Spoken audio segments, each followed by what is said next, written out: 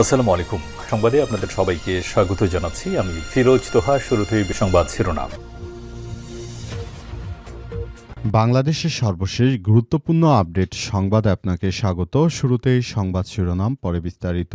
প্রথমেই জানাবো আমাদের হাতে থাকা সর্বশেষ গুরুত্বপূর্ণ সবথেকে তাজা আপডেট সংবাদ। রাষ্ট্রপতির সঙ্গে প্রধানমন্ত্রীর শুভেচ্ছা বিনিময়। রাষ্ট্রপতি মোহাম্মদ শাহাবুদ্দিন চুপ্পুর সঙ্গে তারেক রহমানের শুভেচ্ছা বিনিময় হয়েছে। আজ জাতীয় সংসদ ভবনে তারা এই ফুলের শুভেচ্ছা বিনিময় করেন। এর আগে আজ দেশের 11তম প্রধানমন্ত্রী হিসেবে শপথ নেন বিএনপির চেয়ারম্যান তারেক রহমান। এরপর জানাবো আব্বাস রিজভী সহ প্রধানমন্ত্রীর উপদেষ্টা হিসেবে 10 জনকে নিয়োগ দিল সরকার। নতুন সরকার তারেক রহমানের প্রধানমন্ত্রীর উপদেষ্টা হিসেবে 10 জনকে নিয়োগ দেওয়া হয়েছে। আজ রাষ্ট্রপতির নির্দেশে মির্জা আব্বাস, রুহুল কবির রিজভী সহ এমন বিএনপির 10 জন গুরুত্বপূর্ণ নেতাকে এই দায়িত্ব দেওয়া হয়েছে বলে জানা গেছে। এদিকে কে কোন মন্ত্রণালয় পেলেন? ত্রয়োদশ জাতীয় সংসদ নির্বাচনে 25 জন সংসদ সদস্য মন্ত্রী হিসেবে দায়িত্ব পেয়েছেন। আজ বিকেলে জাতীয় সংসদ ভবনে দক্ষিণ প্লাজায় তাদের শপথ পড়ান রাষ্ট্রপতি মোহাম্মদ শাহাবুদ্দিন চুপ্পু। প্রধানমন্ত্রীর পর পূর্ণমন্ত্রী হিসেবে শপথ নেওয়ার 25 জন হলেন মির্জা ফখরুল সহ আরও অনেকে। এ বিষয়ে খুবই গুরুত্বপূর্ণ সংবাদ জানাবো। কাকে কোন মন্ত্রণালয় দেওয়া হয়েছে, সঙ্গেই থাকুন। এবারে জানাবো বিরোধী দলীয় নেতা ডাক্তার শফিকুর রহমান, উপনেতা সৈয়দ আবদুল্লাহ মোহাম্মদ তাহির এবং চিফ হুইপ নাহিদ ইসলাম। ত্রয়োদশ জাতীয় সংসদ নির্বাচনে বিরোধী দলীয় নেতা হচ্ছেন বাংলাদেশ জামাত ইসলামের আমির ডাক্তার শফিকুর রহমান। আজ বিরোধী দলীয় উপনেতা হচ্ছেন কুমিল্লা 11-14 আসনের নবনির্বাচিত সংসদ সদস্য ও জামাতের নায়েবে আমির ডাক্তার সৈয়দ আবদুল্লাহ মোহাম্মদ তাহির। এবং সর্বশেষ জানাবো মালয়েশিয়ায় 226 অবৈধ প্রবাসী গ্রেপ্তার, 222 জনই বাংলাদেশি। মালয়েশিয়ার তেরেঙ্গানু রাজ্যে অবৈধভাবে বসবাসকারী প্রবাসীদের বিরুদ্ধে এক অভিযানে বাংলাদেশি নাগরিক সহ 226 জনকে গ্রেপ্তার করেছে ইমিগ্রেশন পুলিশ। আজ ইমিগ্রেশন পুলিশের পক্ষ থেকে সব বিষয় নিশ্চিত করা হয়েছে। সেখানে বলা হয়েছে যে অবৈধ কর্মকাণ্ডে এখানে যাদের গ্রেপ্তার করা হয়েছে এদের মধ্যে অধিকাংশই বাংলাদেশি নাগরিক। তারা কাজের জন্য মালয়েশিয়া এসেছিল, কিন্তু তাদের যথাযথ কাগজপত্র না থাকায় মূলত এই সমস্যার সম্মুখীন হচ্ছেন তারা। প্রিয় দর্শক, এতক্ষণ শুনছিলেন সংবাদ শিরোনাম, এবারে বিস্তারিত। তবে তার আগে বন্ধুরা অনুরোধ থাকবে এই সংবাদটিতে একটি লাইক দিন। এই চ্যানেলে আপনি নতুন হয়ে থাকলে আমাদের সংবাদটি দেখতে দেখতে চ্যানেলটি সাবস্ক্রাইব করে রাখুন। কমেন্ট করে বন্ধুরা আপনার মূল্যবান মতামত জানিয়ে দিন আপনি বিশ্বের কোন দেশ থেকে বা বাংলাদেশের কোন স্থান থেকে আমাদের সংবাদটি দেখছেন এবং শুনছেন। আর বন্ধুরা, সংবাদটি আপনার সোশ্যাল মিডিয়া ফেসবুকে শেয়ার করে বন্ধুদেরও দেখার সুযোগ করে দিন। গাজা যুদ্ধে আপনি যদি নিরীহ ফিলিস্তিনিদের ভালোবেসে থাকেন, কমেন্টে ইয়েস লিখে পুরো বিশ্বকে জানিয়ে দিন। সংবাদটি আপনার সোশ্যাল মিডিয়া ফেসবুকে শেয়ার করে বন্ধুদের মাঝেও ছড়িয়ে দিন। এবারে বিস্তারিত।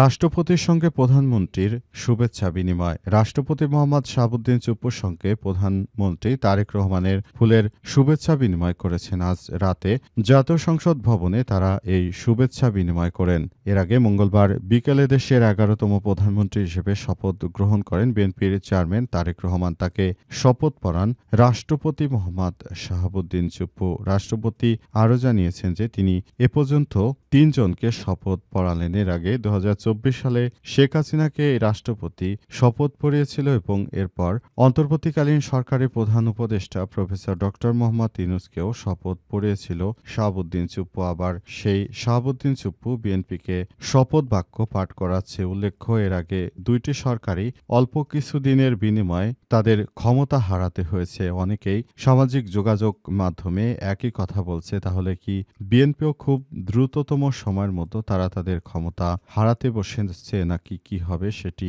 এখন পর্যন্ত সাধারণ মানুষ আসলে জানে না। এই ব্যাপারটি নিয়ে সবাই অন্তত খুবই ফলপ্রসূ আলোচনা করছে। তবে শেষ পর্যন্ত আসলে পরিস্থিতি কোন দিকে যায় সেটি এখন দেখার বিষয়। এখন সেই পরিস্থিতিটি নিয়ে সবাইকে আলোচনা করতে হবে এমনটাই জানানো হয়েছে।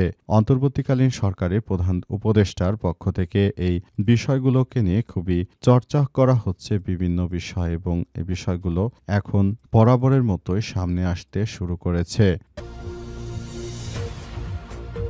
আব্বাস রিজভী সহ 10 জনকে প্রধানমন্ত্রীর উপদেষ্টা নিয়োগ। মির্জা আব্বাস, রুহুল কবির রিজভী সহ 10 জনকে প্রধানমন্ত্রীর উপদেষ্টা হিসেবে নিয়োগ দেওয়া হয়েছে। আজ রাষ্ট্রপতির আদেশক্রমে মন্ত্রিপরিষদ সচিব নাসিমুল গনি স্বাক্ষরিত এক প্রজ্ঞাপনে এসব বিষয় জানানো হয়েছে। প্রজ্ঞাপন অনুযায়ী মন্ত্রীর পদমর্যাদায় উপদেষ্টা হয়েছেন মির্জা আব্বাস উদ্দিন আহমেদ, নজরুল ইসলাম খান, রুহুল কবির রিজভী, মোহাম্মদ ইসমাইল জবিউল্লাহ এবং ড রাশেদ আল মাহমুদ তিতুমির। প্রতিমন্ত্রীর পদমর্যাদায় উপদেষ্টা হলেন হুমায়ুন কবির, ব্রিগেডিয়ার জেনারেল অবসরপ্রাপ্ত শামসুল ইসলাম, ডাক্তার জাহিদুর রহমান, ডাক্তার মাহাদি আমিন এবং রেহানা আসিফ আসাদ। তাদেরকে উপদেষ্টা হিসেবে নিয়োগ দেওয়ার পর অন্তর্বর্তীকালীন সরকার যেহেতু এখন ক্ষমতায় নেই, তাই তারেক রহমান তিনি তাদের ব্যাপারটি নিয়ে সামাজিক যোগাযোগ মাধ্যমে ইতিমধ্যেই জানিয়েছেন যে তার উপদেষ্টা হিসেবে এরা 10 জন তাকে আগামী যতদিন পর্যন্ত সরকার ক্ষমতায় থাকে অর্থাৎ 5 বছর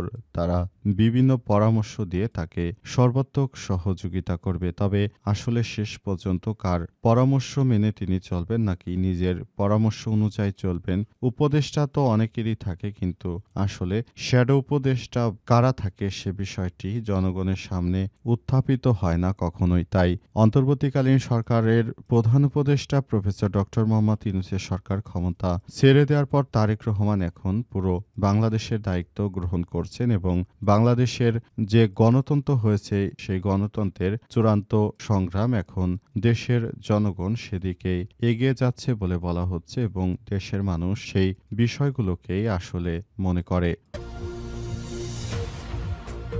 কে কোন মন্ত্রণালয়ের দায়িত্ব পেলেন? ত্রয়োদশ জাতীয় সংসদ নির্বাচনে 25 জন সংসদ সদস্য মন্ত্রী হিসেবে দায়িত্ব পেয়েছেন।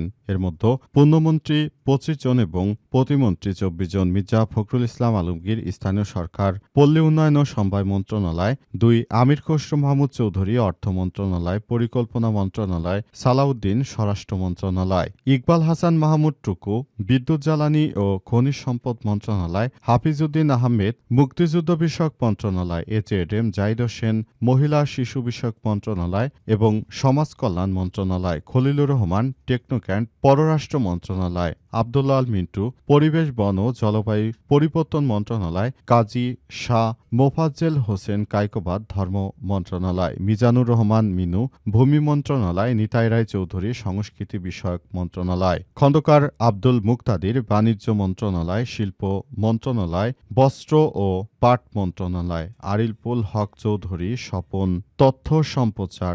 জহিরুদ্দিন স্বপন তথ্য সম্প্রচার মন্ত্রণালয়। আমিন উর রশিদ টেকনোক্যান্ট কৃষি মন্ত্রণালয়। মৎস্য ও প্রাণী সম্পদ মন্ত্রণালয়। খাদ্য মন্ত্রণালয়। আফরোজা আলম রীতা বেসামরিক বিমান পরিবহন ও পর্যটন মন্ত্রণালয়। শহীদ উদ্দিন চৌধুরী পানি সম্পদ মন্ত্রণালয়। আসাদুজ্জামান হাবিবুল্লু দুর্যোগ ব্যবস্থাপনা মন্ত্রণালয়। মোহাম্মদ আসাদুজ্জামান আইন বিচার সংসদ বিষয়ক মন্ত্রণালয়, অর্থাৎ যিনি এতদিন ধরে রাষ্ট্রপক্ষের অ্যাটর্নি ছিলেন।